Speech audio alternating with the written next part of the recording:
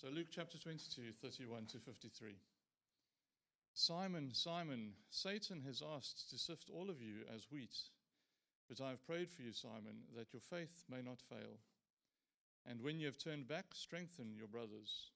But he replied, Lord, I am ready to go with you to prison and to death. Jesus answered, I tell you, Peter, before the rooster crows today, you will deny 3 times that you know me. Then Jesus asked them, when I sent you without purse, bag, or sandals, did you lack anything? Nothing, they answered. He said to them, but now, if you have a purse, take it, and also a bag. And if you don't have a sword, sell your cloak and buy one. It is written, and he was numbered with the transgressors. And I tell you that this must be fulfilled in me. Yes, what is written about me is reaching its fulfillment. The disciples said, see, Lord, here are 2 swords. That's enough, he replied. Jesus went out as usual to the Mount of Olives, and his disciples followed him. On reaching the place, he said to them, pray that you will not fall into temptation. He withdrew about a stone's throw beyond them, knelt down, and prayed, Father, if you are willing, take this cup from me, yet not my will, but yours be done. An angel from heaven appeared to him and strengthened him. And being in anguish, he prayed more earnestly, and his sweat was like drops of blood falling to the ground. When he rose from prayer and went back to the disciples, he found them asleep, exhausted from sorrow. Why are you sleeping? He asked them. Get up and pray so that you will not fall into temptation. While he was still speaking, a crowd came up, and the man who was called Judas, one of the 12, was leading them. He approached Jesus to kiss him, but Jesus asked him, Judas, are you betraying the Son of Man with a kiss? When Jesus' followers saw what was going to happen, they said, Lord, should we strike with our swords? And one of them struck the servants of the high priest, cutting off his right ear. But Jesus answered, no more of this. And he touched the man's ear and healed him. Then Jesus said to the chief priests, the officers of the temple guard, and the elders who had come for him, am I leading a rebellion that you have come with swords and clubs? Every day I was with you in the temple courts, and you did not lay a hand on me. But this is your hour, when darkness reigns. We're getting closer to Easter. We've hit pause on John's Gospel, and for the next 3 weeks, we're going to be looking at Luke chapter 22, 23, and 24. Our passage today, Luke 22, is zooming in on 2 events on the last night of Jesus' life before he goes to the cross. Luke sets the scene. Eyes down, please. Luke chapter 22. The first 6 sentences or so describe that it's nearly Passover. Passover is approaching. There are 2 scenes. Verse 7, there's the scene of the upper room. Preparations are made, and the Last Supper is shared and enjoyed. And then there's a time of prayer between Jesus and his Father, which is a very poignant time, beginning in verse 39. It's a prayer on the Mount of Olives, or the Garden of Gethsemane as it's known. So the scene is set on the last night of the life of Jesus on earth, before he dies and before he's raised to life again. Spoiler alert, but it's too good not to share. But we focus in on the person of Jesus, who's deserted and abandoned by 3 people. Jesus is abandoned by 3 people. That's what we're going to learn from this passage as I dress myself and get rid of a mic cable. 3 people who disown Jesus, who abandon him. And I want us to spend time looking at each one and to see what we can learn from each person. Here's the first, Judas. Judas, when you're looking for a name for a child, is not one you choose. But Judas is one of the central people, the central characters of Luke chapter 22. Here's the background again, verses 1 to 6 of Luke chapter 22. Verse 1, Passover is approaching, and the chief priests and teachers of the law, as you look down, are wondering, how on earth can we destroy Jesus, who is threatening our power, who's threatening our influence, and with whom we completely disagree? How can we get rid of him? Verse 5, Judas comes to them and says, I am determined to help you. And so they were delighted, and they agreed to pay for Judas's services. Then the first scene is set. That's Passover. Verse 7. The day of Passover has finally come. Preparations have been made. A room has been acquired. Food has been organized. And a meal has been set before the disciples. And Jesus is in an upper room, right in the middle of the main course. Jesus doesn't drop the mic, but he throws, as it were, a verbal hand grenade into this relational community of intimacy called the disciples. He says, verses 21, 22, and 23, spoiler alert, friends, someone is going to betray me. And immediately they start asking each other, is it me? Is it you? I think I know my own heart, but is it me or is it you? Finally, verse 47, towards the end of the story, we see what happens. The prediction of Jesus comes true again. And verse 47, Jesus is betrayed by Judas. Judas comes to him in the garden, leading a band of soldiers, and betrays Jesus, his beloved friend, with a kiss. Now, why does Jesus receive the abandonment of Judas? Why does Judas abandon him? You could read Dante's Inferno. He has a line of thinking, and there are others from Wikipedia, which is infallible, as Daniel quoted earlier. But the Bible reveals to us the truth of what's going on, I believe, in Judas's heart. Judas, like the rest of the disciples, you're just struck by the ordinariness of this band of brothers that Jesus leads. If you want to get to know the apostles, if you want to get to know the disciples, they're just an ordinary bunch of unschooled fishermen. There's a tax collector thrown in. There's a couple of brothers in the mix as well, but they're ordinary blokes, a chip off the old block. And so it makes very little sense when you read verses 21 and 22. When Jesus says, one of you will betray me, all of the disciples say, verse 23, is it me? That makes very little sense when we know what we know about the disciples. They're the last people on earth in the Gospels who will reveal in any way that they are weak. They're the last people to admit they struggle with anything. And so when Jesus says to Peter, verse 34, Peter, you're going to deny me tonight. Peter says, you've got the wrong guy. I'll go to prison for you. I'll go to my death for you. Not very self-aware, Peter, is he? If there's someone you want to know, Lord, who will go to the uttermost for you, it will be me. You've got the wrong guy. The disciples never agree there's something wrong with them. The problem's always with those dastardly Pharisees that we say boo hiss in the pantomime of the Gospels. It's completely against their nature to have, verse 23, this self-understanding where they say, is it me? Is it you? Why would this be? If you hit rewind for a week in the life of Jesus, if you went back to Luke chapter 19, Jesus has just entered into Jerusalem. It's called Palm Sunday. It's a triumphal entry when Jesus is publicly hailed and proclaimed by the crowds, that here comes the King of Israel. Here comes the Messiah. Here comes the long-appointed and anointed Son of David. He's the one that's going to overthrow the Romans. But that was a week ago.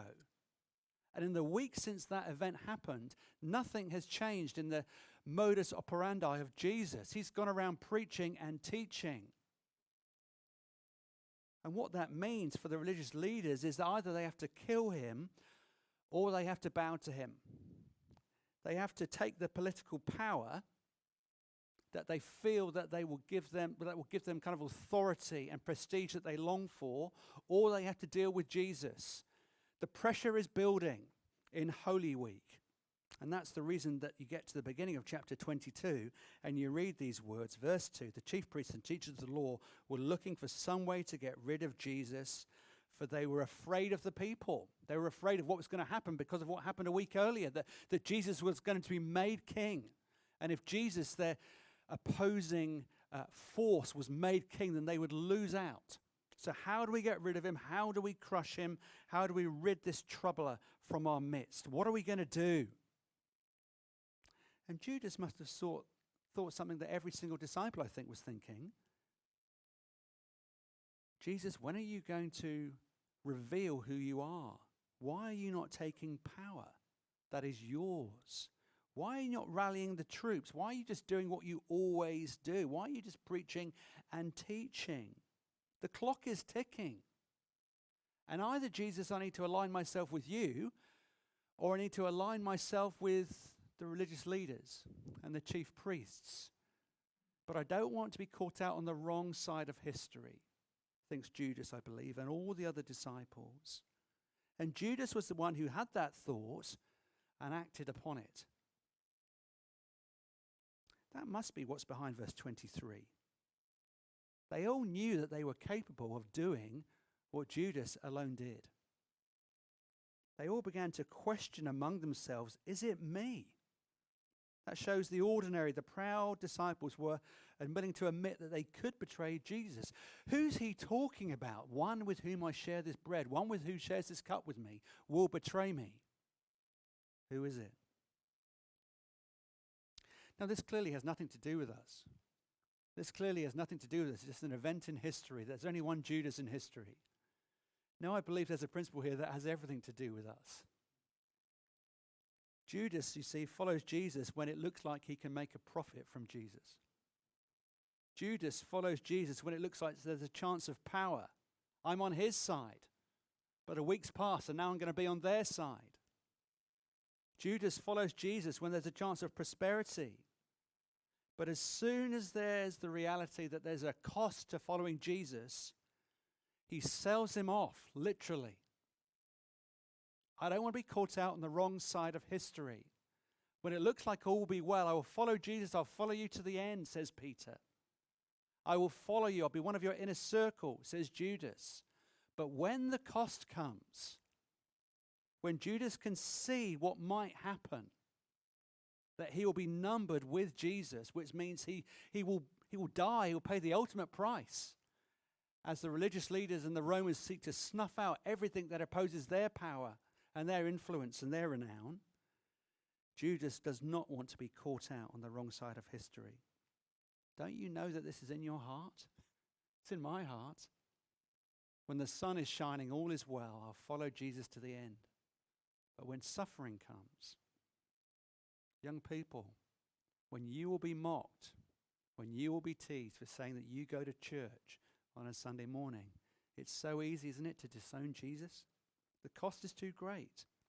When it begins to cost you for following Jesus, there's always a tremendous pressure and a desire to sell him off, to get out of following Jesus. I've got freedom, now I'll go my own way, to pull back.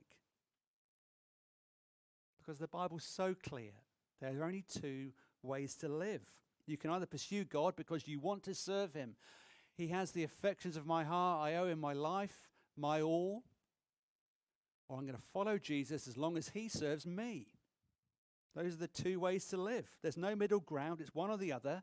You can look exactly the same here this morning. But you're in it for the long haul, as long as Jesus gives you what you need. And when he stops doing that, you'll leave him, you'll sell him, you'll desert him, you'll turn your back on him. Or you'll stick with Jesus no matter what, because you love him. It wasn't that Judas didn't have enough faith to follow Jesus. The point about Judas, I believe, is that he never had any faith at all. He never surrendered to Jesus. But Judas, you see, is just the first person that abandons Jesus. Here's the second. His name's Peter. Peter also abandons Jesus. Right before Jesus turns the focus from saying, one of you will betray me, the focus is on someone that we know is Judas, because we know the end of the story. But right before Jesus begins to talk to Peter, Luke records for us in Luke 22, verse 24, that there's a discussion happening. There's an argument. There's an emotional arm wrestle about who's the greatest. It's so perverse. There's a dispute arose among them about which of the disciples who loved Jesus considered to be the greatest. I mean, talk about getting the story upside down. They're jockeying for position like it's a race. I love Jesus more than you do. I pray more than you do. I serve him more than you do. You're worse than me. I'm better than you. Jesus responds, verse 25, in a very strong way to say you've got it all upside down. And then he focuses in on Peter. I wonder if Peter was talking the loudest in this discussion. We're not told. But then down in verse 31, he approaches Peter with more detail. Simon, Simon, Satan has asked to sift you like wheat, but I have prayed for you, Simon, that your faith may not fail. And when you have turned back. Peter, says Jesus, you're going to fall. Your faith will not fail completely. Peter, you're going to fall because you'll have to turn back. But when you turn back, strengthen the other brothers. Strengthen the other followers. Now, what does Peter do to this loving, pursuing, counseling question from Jesus? Verse 33, you've got the wrong guy. It's not me, it's going to be them. I'll follow you to the end. I'll follow you to my death. I'll follow you to prison, whatever it takes. And if this conversation just happened once, if Peter was pursued by Jesus once, and if Peter disowned Jesus once, you could call it a blip. He was having a bad day. He had the loves of his heart disordered. But it happens 3 times. And it reveals the true nature of his heart. Peter will follow Jesus to the end when it suits him, but not when it costs him. Do you see there's very little difference between what Jesus says to Judas and what Jesus says to Peter? Jesus comes to Peter and the disciples and says, this is what's going to happen, and then it happens. Verse 61, the cock crowed, and he wept bitterly, verse 62. He speaks to the disciples and focuses in on Judas as well in his heart and says, this is going to happen, and then Judas does it. Now, what do we learn? A Judas-like heart is someone who feels, God, you owe me. When my life is not going as I see fit, God, you owe me more than this, and therefore I'm out of this relationship. That's a Judas-like heart. A Peter-like heart is guilty of overconfidence. I'll never do that. I'll never let you down. They refuse to admit weakness. A Peter-like heart. It's a heart culture that you could sum up with a bumper sticker slogan that might go like this. When in doubt, don't repent. When in doubt, get defensive and double down. That's Peter. Overconfidence. That's Judas. God, you owe me. You begin to see something? The heart of Peter is very similar to the heart of Judas, actually. But Jesus didn't come for the strong, he came for the weak. He didn't come for the sick or the healthy, rather he came for the sick. So Judas and Peter are not that different at all. They're both selling out Jesus. The sin of overconfidence and the sin of you owe me, God, come from the same root in the same heart. It's a failure to understand the grace of God. It's a misunderstanding of God's grace. That's why in verse 37, Jesus has pursued Peter again and again. Peter refuses to heed the warnings from the lips of Jesus. And then Jesus quotes verse 37 from Isaiah 53. I have to be numbered among the transgressors. Jesus starts to say, Peter, you need to grasp this truth. It's not about your wellness. It's about your weakness. It's not about your strength. It's about the need for humility. I've come for people just like you.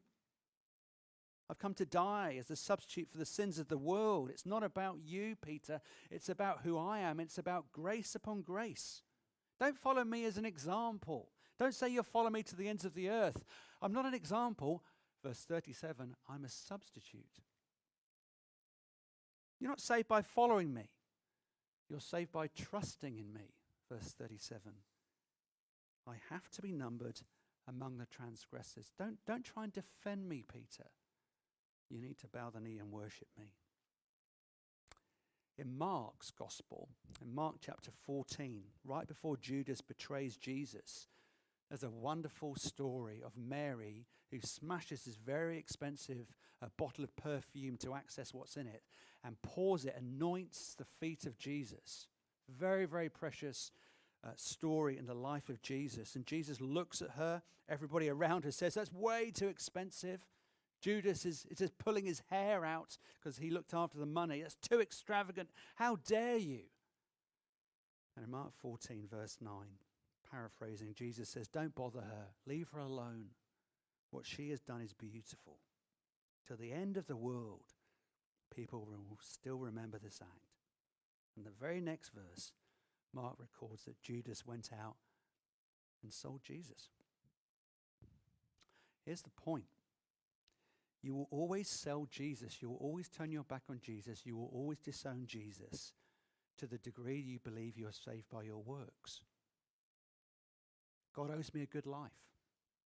If you think that, you're just like Jesus. God owes me a good life, and my life has not turned out as I expected, and so Jesus, I'm done with you. You're like Mary to the degree you realize, like Mary did, that you owe Jesus absolutely everything. And there's nothing he cannot ask of you. And so you take what is most precious to you, a year's salary's worth of ointment, and you wash the feet of Jesus because you love him. It's not about the money. It's about devotion. It's about love. He gave himself for you. Do you see? To the degree you understand grace, you'll be like Mary, not like Judas. And to the degree you understand grace, you will not be like Peter. But I'm pretty much like Peter, and I'm certainly like Judas. So where's the hope? The hope is found in verse 31.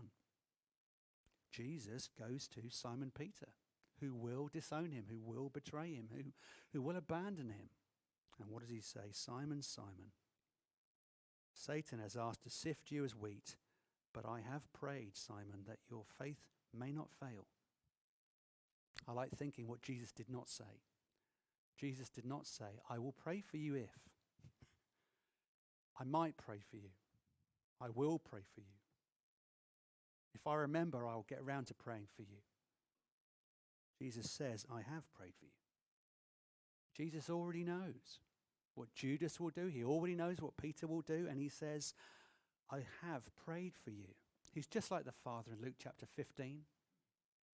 Remember the story of the prodigal son, when the son says, I want you dead and I want your money, and he goes and lives and spends, and he lives a life as if the father never existed, and then he comes to his senses and he comes back and says, I've got this great speech that I'm going to give to the father, but the father won't let him speak. The father sprints off the porch in the heat of the day, throws his arms around him, he takes the initiative.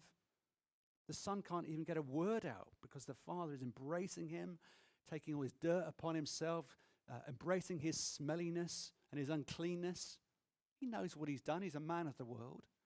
But the father embraces the son, and with tears down his face, he calls him his name, gives him new clothes, gives him a new status, and organizes a party to be a celebration of his return. What a lovely picture of the heart of God. God always makes the first move. And here's something I've never seen before. He even does it with Judas. In Matthew chapter 26, verse 50, where Matthew records his version of this incident, the one thing Matthew tells us Jesus said that Luke leaves out is that when Judas came, Jesus says, Judas, do you betray me with a kiss? Luke records that. But Matthew says, Jesus also said, friend, do what you came to do. Friend. Jesus calls Judas his friend. What kind of question is that? It's not a question for information. He knows what he's going to do. It's a counseling question. Do you know what you're about to do? Do you know what you're about to do? Have you thought it through? He's reaching out even to Judas. How do you talk to people who are ruining your life? How do you talk to people that are making your life really hard, who owe you everything but who abandon you? How would you talk to someone like that? Here's Jesus, verse 31. Remember in the Bible, when a word is doubled up, it's tenderness, it's affection. So David says in the Old Testament, Absalom, Absalom. And here's Jesus to someone who he knows will betray him, and he says, Simon, Simon. Or to Judas, he calls him his friend. Do you see what Jesus is doing? He's the wonderful counselor. He's pursuing people who will break his heart, who've turned their back on him, who've disowned him, who've sold him. And yet you see the heart of Jesus. He should just turn his back on them and instead he embraces them. It's the Father heart of God, overwhelming love and mercy to people that want to do him harm, that will end his life in an earthly sense, and yet he pursues them. Now, you're not going to tell me, are you, that I've got to say sorry to people and forgive people that have hurt me, that have abandoned me, that have made my life hard, that have stabbed me in the back? Have I really got to approach them and forgive them? Jesus says, yes. Yes, you have. If you see Jesus being abandoned and being loving, that doesn't help you by itself. But if you see why he was abandoned by a third person, there's hope. Jesus was abandoned by Judas. He's abandoned by Peter. He's also abandoned by the Father. Number 3, he's abandoned by his Father. We're told, verse 44 of Luke chapter 22, that when Jesus went to kneel down to pray, he experienced anguish. Anguish. Jesus Christ had prayed to his Father hundreds and hundreds of times before. Hundreds and hundreds of times. What could be so astounding that when Jesus prays to his Father this time, his soul is filled with incredible stress and heaviness and weight and shock, so that, verse 44, the capillaries in his skin burst. He's sweating blood. Why is he under such anguish and strain? There must be something more happening, and the Bible says there is. Jesus came to be with the Father for an interlude before his betrayal, but rather than finding heaven, he found hell.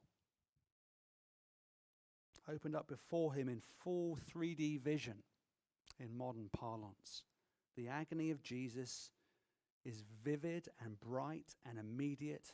He sees a full 3D realization of the very wrath of God. Jonathan Edwards says this: God the Father set down the cup before him that he might know where he was going and what he was going to suffer. He saw into the very lip of the wrath of God against the sin of the world. Everybody abandoned Jesus. He's all alone. Absolutely alone. 2 reflections as we close. In eternity past, Jesus the Son willingly said, I will submit myself to the will of the Father in reliance upon the Holy Spirit. In eternity past, he agreed to that. But he hadn't really experienced how faithless we are. He knows how faithless we are, but he hadn't experienced it in his person. He hadn't experienced the bitterness of abandonment by his friends. He still had a choice in the Garden of Gethsemane whether to be submissive to the will of the Father or whether to exert his own will. Not my will, but yours, he said.